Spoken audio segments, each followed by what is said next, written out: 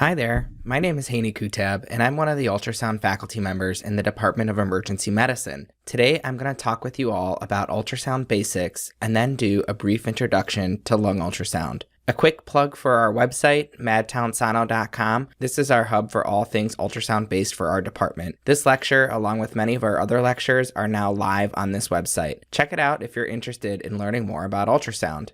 We're going to first talk about some ultrasound physics. I promise to keep it simple. Essentially, ultrasound waves are sound waves. It's in the name. Sound waves are emitted in certain frequencies, low, medium, or high. The human ear can hear frequencies between 20 to 20,000 hertz. Well, when we're talking about ultrasound, we're talking in megahertz. So at frequencies that are so high that the human ear cannot hear them. At its core, what ultrasound is you have a probe, and that emits these sound waves, which then hit a structure in the body. Some of the sound waves will go through that structure, but some of the sound waves will bounce off of that structure and go back to the ultrasound probe. So in addition to the ultrasound probe emitting the sound waves, it's also functioning as an ear to listen for the sound waves that bounce back to the probe. The sound waves that are bounced back to the probe are interpreted by the machine, and an image is subsequently spit out. When we talk about ultrasound images, we talk about them in terms of echogenicity. For example, when we talk about things that are hyperechoic, meaning that they're bright in appearance on ultrasound, what's actually happening is that the ultrasound waves are emitted from the probe, they hit some type of structure in the body, and 100% of the ultrasound waves bounce off of that structure and go back up to the probe, and none of the ultrasound waves will penetrate through. The machine interprets this as hyperechoic, or bright white, that casts a dark shadow behind it, because none of the waves will penetrate through. So structures that are hyperechoic on ultrasound are things like bones or gallstones.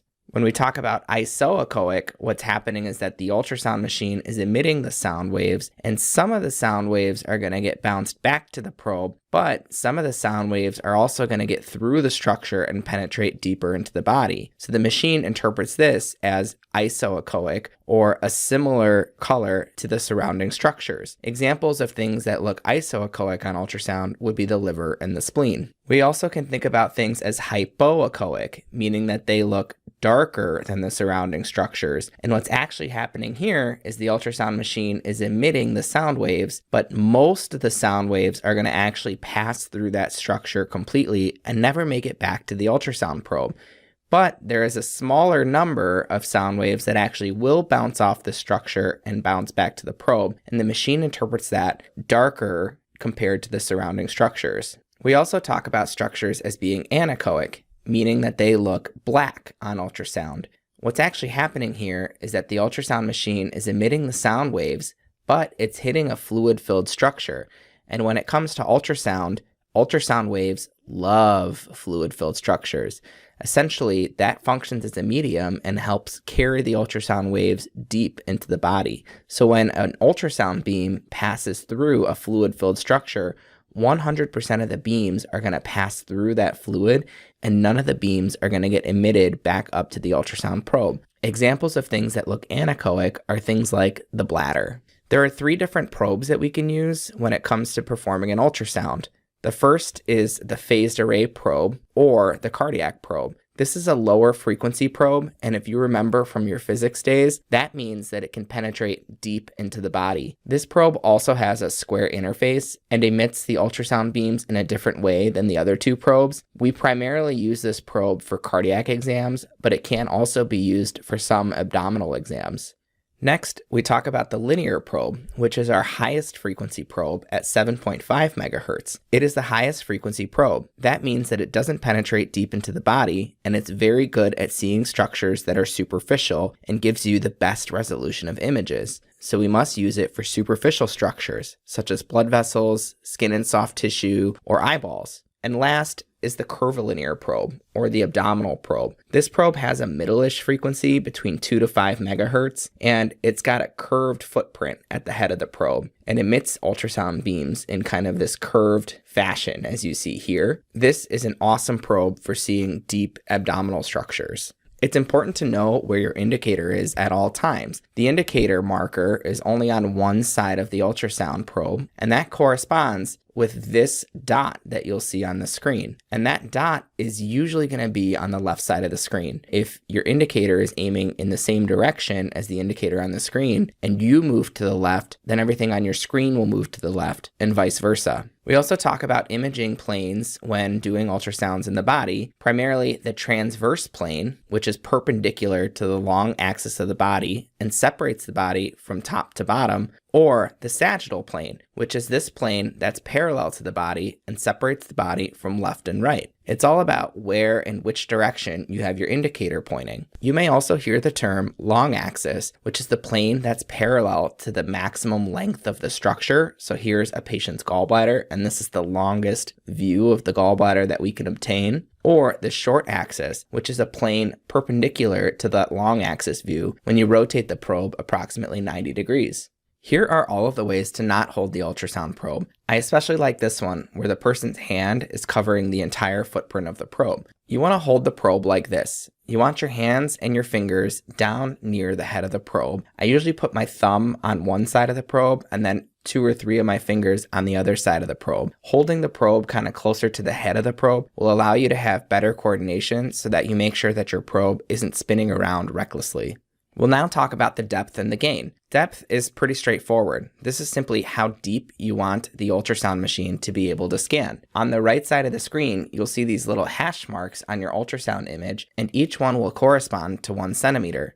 A good rule of thumb is that you want to see as much depth that is necessary to see the structure of interest. You want to shoot to have whatever you're looking at in the dead center of the screen. When you're decreasing the depth, you're also actually increasing the resolution of the image, and it makes the image much clearer to see. These are the buttons that you would press to adjust the depth. Then you want to optimize your gain. This is how bright or dark you'll want your images to appear, and this will actually increase or decrease the strength of those returning ultrasound signals that you see. Know that fluid shows up as anechoic on ultrasound, so you want to have the fluid-filled structures appear anechoic on your screen. Here are the buttons that you would press to adjust the gain. I particularly like using the overall gain button at the bottom of the screen.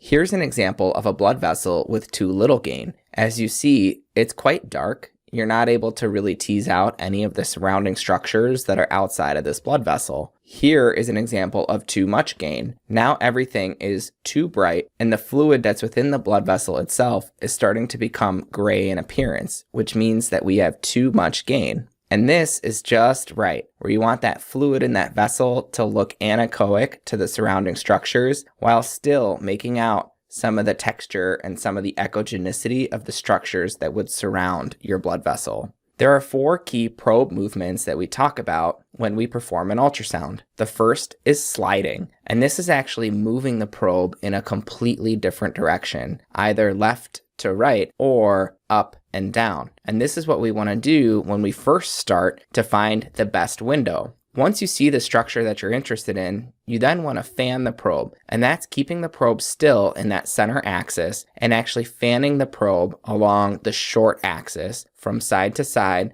in order to see the surrounding structures next to that object of interest. We then talk about rotating the probe, which is actually turning the transducer in a clockwise or counterclockwise motion. You can imagine this as rotating between the long axis and the short axis of a particular view. Last, we talk about rocking the probe, and this is, again, keeping that center line straight and moving the probe along the long axis, actually rocking the probe back and forth. Okay, we'll move on and we'll now talk about lung ultrasound. So lung ultrasound can be performed with any one of these 3 probes, the cardiac, the linear, or the abdominal probe. I usually like using either the linear or the curvilinear probe. They each have their own pluses and minuses. The linear probe is really great at seeing that superficial pleural line that we care about, while the curvilinear probe is a much wider footprint and allows you to evaluate multiple rib spaces at once. It's important when we do a lung ultrasound to check multiple views. When you auscultate, you're not just auscultating in one space. There are 3 lobes in the right lung and 2 lobes in the left lung. We typically will focus on the anterior and the lateral lungs, but in some cases, we may actually have the patient sit forward and ultrasound their back, looking at the posterior lung fields as well. For this entire exam, the indicator is also going to be aiming up towards the patient's head.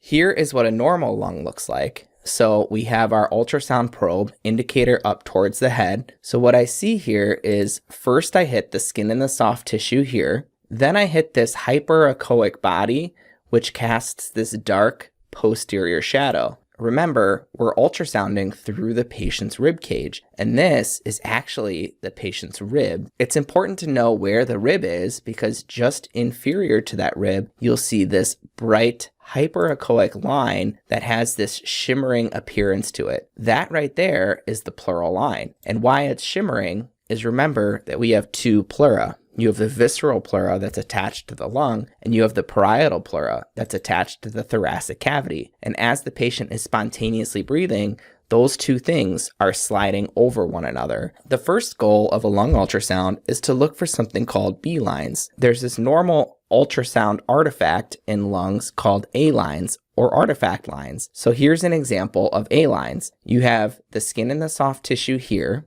You have a patient's rib here and a patient's rib here, and this right here is our pleural line. And you see that the visceral and the parietal pleura are sliding over one another, and that line looks speckly in appearance. But when the ultrasound beams hit the air in the lung, remember that ultrasound hates air. And what happens is all of those sound waves get bounced around through the different alveoli in the lung, and none of the beams are going to make it back to the probe. Well, the machine is kind of dumb, and it tries to guess at what's beyond that pleural line. So what it actually does is it makes a copy of the pleural line, and it copies it all the way down your screen. So these equidistant horizontal lines that are just copies of the pleural lines, those are A lines, and that would be a normal lung artifact.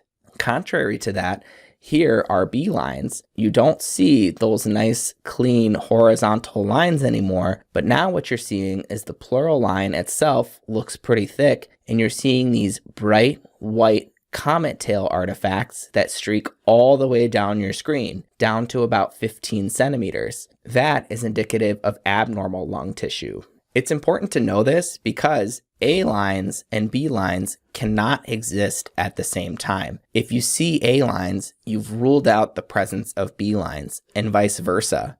Lots of different things can cause B lines, so you have to put it into the right clinical context. If a patient comes in with heart failure and shortness of breath, and you see B lines in multiple different spots on both lungs, that's probably pulmonary edema. If someone comes in with cough, shortness of breath, and a fever, and you see B lines in the right lower lobe, that's probably a right lower lobe pneumonia. So just remember, those B lines can be caused by lots of different things, and not just pulmonary edema or infection.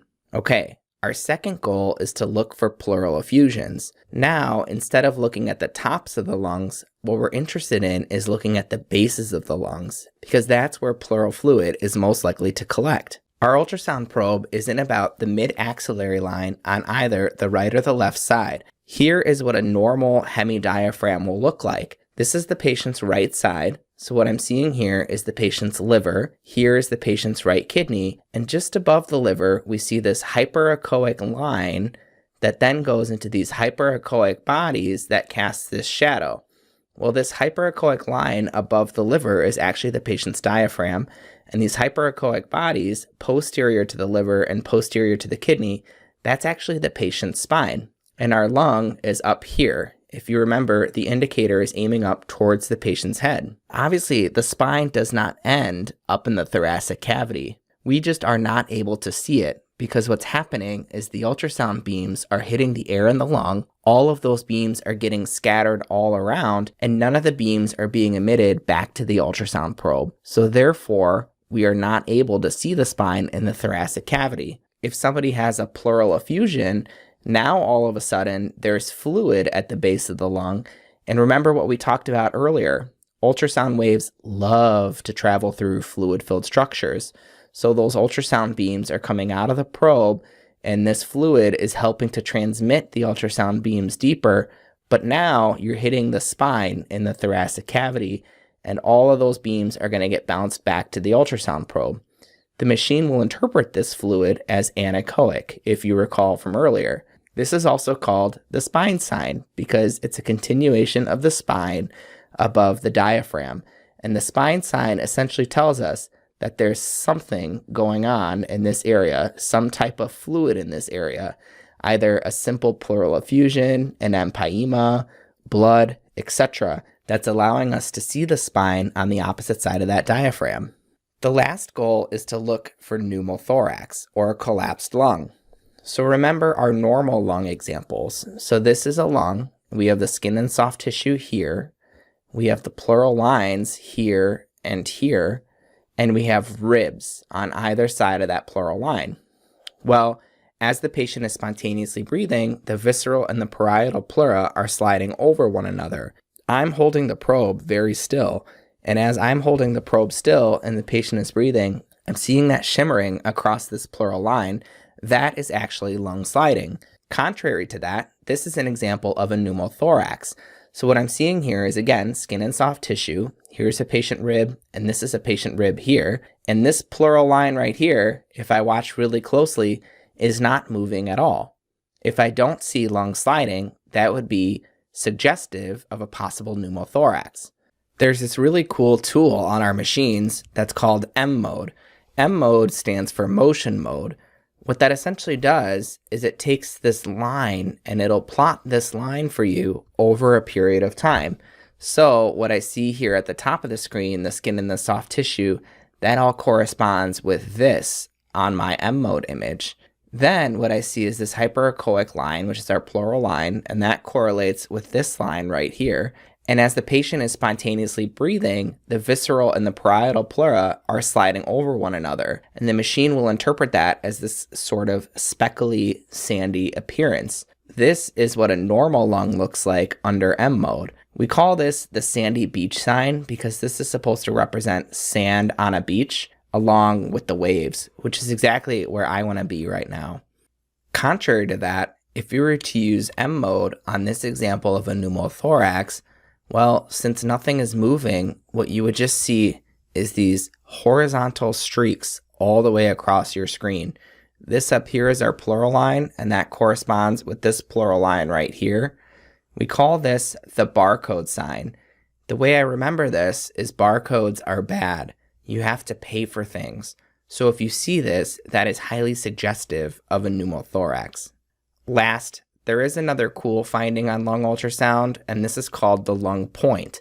This is usually found if you look in the more lateral lung fields, and it's the exact point at which the pneumothorax starts and the pneumothorax ends. So what you're seeing here is, again, skin and soft tissue. This is the patient's rib. You have a patient rib right here. You actually see normal lung sliding at this point of your screen right here. But this portion of my screen, this portion of the pleural line, is not actually moving. So this is the exact point at which the pneumothorax starts and ends.